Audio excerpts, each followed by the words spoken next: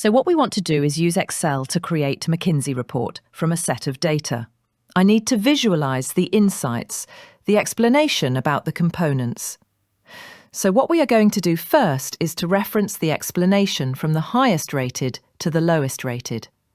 I'm going to create our chart. First thing I'm going to do is bring over the labels that I need for the chart. OK, I'll copy this one here.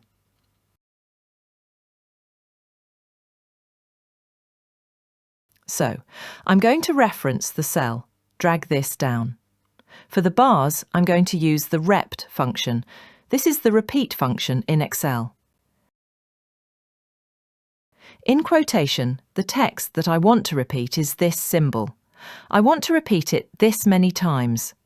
Close the bracket, ampersand. We're going to connect it with another symbol, and before I add a quotation, I'm going to add a space. Quotation and number. Enter. Send this down.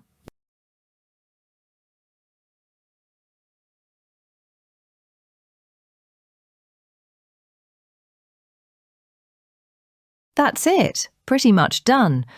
But we want to make this look even better, so let's add a border to this.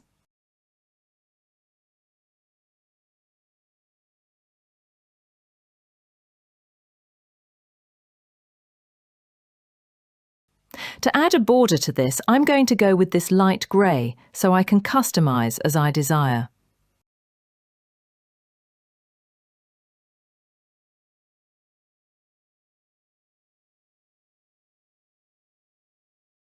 So first of all, the repeat function returns a value.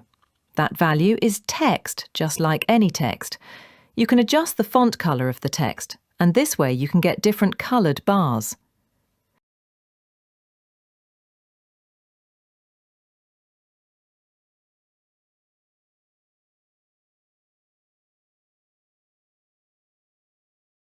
You can also adjust the size of the bars. So if you don't have a lot of space in your report, you want these bars to be shorter, just make the font size smaller.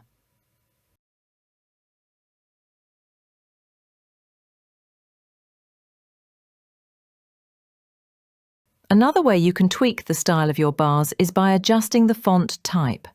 Take a look at this. When I hover over these other fonts, my bars change. So you can create so many different variations just by changing the font type.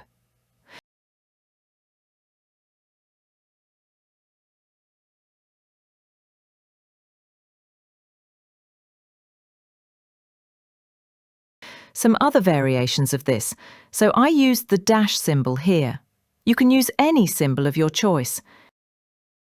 You can get creative, you can use emojis, whatever you want.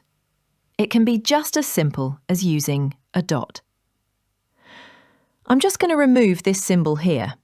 I'll leave the space, and when I press enter, you get this type of chart. You can also use cell references for your symbol. I say, if you don't want it, type it in inside quotation. Just put it somewhere on your Excel sheet, and then just reference it. To be able to copy it down, I would have to fix it. But just to show you how it looks,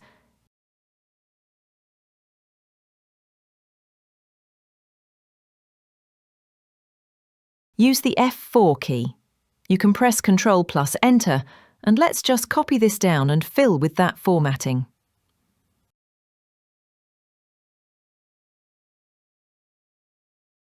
OK, so now you're going to get a bar chart, but inside your cells. Now we can also change the colour of these bars by changing the font colour.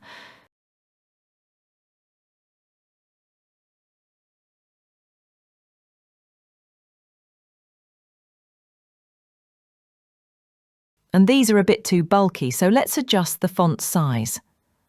There are so many ways you can get creative here. That's it today.